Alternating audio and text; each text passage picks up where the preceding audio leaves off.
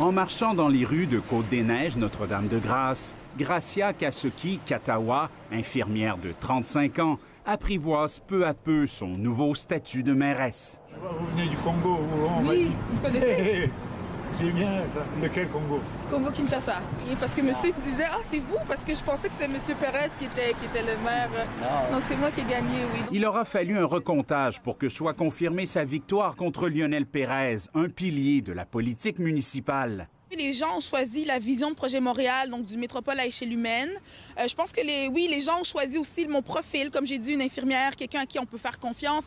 Je suis une citoyenne qui est engagée depuis longtemps. Puis je pense que ça, c'est un élément qui a fait la différence. Est-ce que mon origine a fait la différence? Je pense qu'il y a plusieurs personnes ici qui se disaient, mais il est le temps, en fait, qu'on ait une mairesse d'arrondissement qui est aussi issue de la diversité. Félicitations.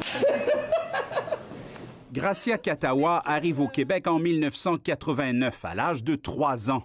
Ses parents s'installent à Québec, où elle passe sa jeunesse et fait toutes ses études. Mais en 2009, elle choisit d'amorcer sa carrière d'infirmière à l'hôpital général juif de Montréal. J'ai eu la réflexion, mais je me suis dit, moi, j'ai envie de vivre, j'ai envie d'expérimenter finalement une société qui est plus diverse. Puis c'est pour ça que j'ai choisi spécifiquement Côte-des-Neiges, puis Côte-des-Neiges, Notre-Dame-de-Grâce, puis l'hôpital juif pour ça. Parce que, voilà, j'étais un peu tannée d'être toujours la seule noire quelque part. J'ai fait toutes mes études comme ça.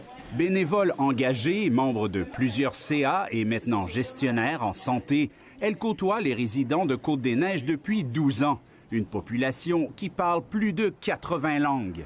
Et clairement, Montréal doit rester une métropole francophone en Amérique du Nord.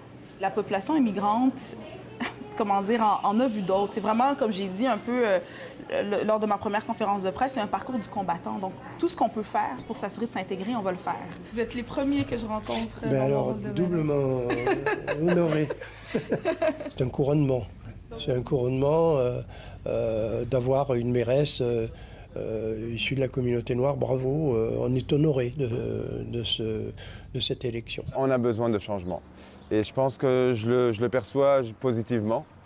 Et on va essayer de travailler avec la nouvelle mairesse et pour pouvoir donner du mieux du quartier. Sa priorité pour l'arrondissement, acheter des terrains ou des immeubles pour augmenter le nombre de logements abordables.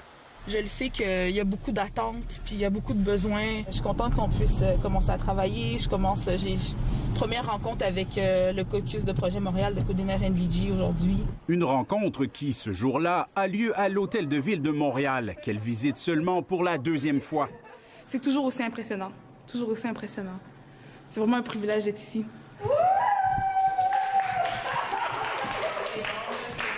Diriger, elle le sait, signifie parfois prendre des décisions difficiles, mais elle promet de demeurer l'infirmière derrière la mairesse. Même si je suis capable de dire à certaines personnes, parfois, malheureusement, on n'ira pas dans la direction que tu m'as proposée, je le fais avec bienveillance quand même.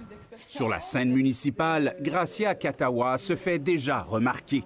Une femme de tête et de cœur, une femme organisée, mais en même temps qu'elle est le cœur à la population, à l'écoute. On a beaucoup discuté. Comment je peux mettre en pratique tout ce que j'ai entendu? C'est de l'excitation, c'est un peu... Moi, j'ai fait du théâtre dans ma vie, donc c'est un peu comme juste avant de rentrer sur scène, mais tu utilises toute cette énergie-là pour t'assurer de bien performer, que ce soit de l'énergie positive. Donc, c'est un peu comme ça que je me sens là.